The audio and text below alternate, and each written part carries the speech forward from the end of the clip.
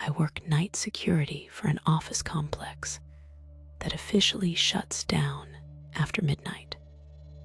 The kind of place where lights go out floor by floor, and the building doesn't feel asleep so much as abandoned. At night, sound travels too far. Every footstep feels like it's being recorded. Around 2:40 a.m., my phone vibrated in my pocket, sudden and sharp enough to make my hand twitch. I expected spam or a delivery alert. Instead, the screen showed a missed call from an internal extension. That alone was wrong. Desk phones in the building cannot dial out. Most of them were disconnected years ago when the complex downsized. When I checked the call log, my stomach tightened. The extension was registered to suite 914 on the top floor, a section sealed off since a fire years earlier left it structurally unsafe. No staff, no power, no access badge clearance, just a locked floor and a red tag in the system. I stood there longer than I should have, convincing myself it was a glitch, old wiring, some leftover line feeding static into the system. But annoyance won out over caution. I signed out the elevator override, grabbed my flashlight, and rode up, already irritated at whoever I imagined was wasting my night. The elevator slowed unnaturally as it reached the 9th floor. When the doors slid open, my flashlight beam barely held together in the darkness. The air smelled wrong, burnt insulation, and dust sealed in place for years. The hallway was scarred with old fire damage, blackened patches climbing the walls like stains that refused to fade. Then I heard it, a faint buzzing sound, uneven and persistent, coming from deeper in the corridor. Not loud, not urgent, just constant enough to be impossible to ignore. I followed it without thinking, each step echoing too sharply in the empty floor. The sound grew clearer as I moved, guiding me past closed doors and warped frames until I reached suite 914. Lying just outside it, face up on the carpet, was a phone, clean, intact, no soot, no damage. It didn't belong there. As I stared, the screen lit up.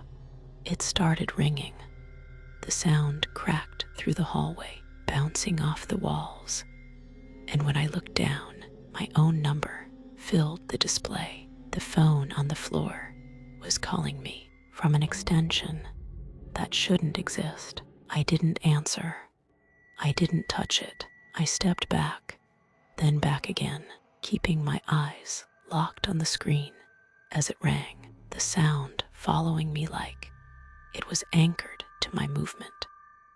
When I reached the elevator and pressed the button, the ringing stopped instantly as the doors began to close. The phone suddenly flew off the floor and slammed into the wall beside the elevator. The impact shattered the screen and broke the casing into pieces that scattered across the carpet.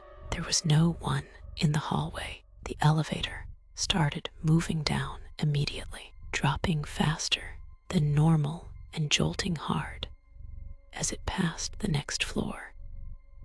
Back in the lobby, my phone buzzed again, a voicemail notification. No missed call, just the message. I didn't listen to it. I finished my shift on autopilot, checking every corner twice, and left the building as soon as daylight made it feel less hostile.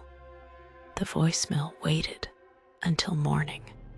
When I finally played it, there was almost nothing there. A few seconds of low static.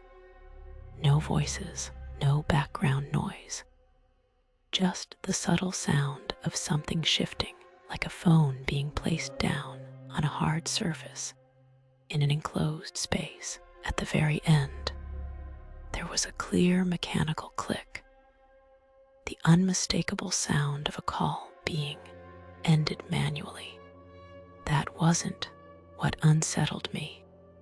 When I checked the call details, the voicemail duration was listed as 0 seconds. The system showed no record of it being sent, and under call history, the extension for suite 914 now showed as active. I don't work nights anymore.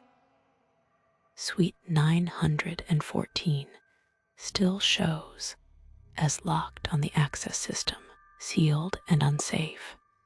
But sometimes, at exactly 2:40 a.m., my phone lights up on its own, long enough to show a missed call from an internal extension, long enough for me to see that the call source now lists my old employee ID. Then the screen goes dark.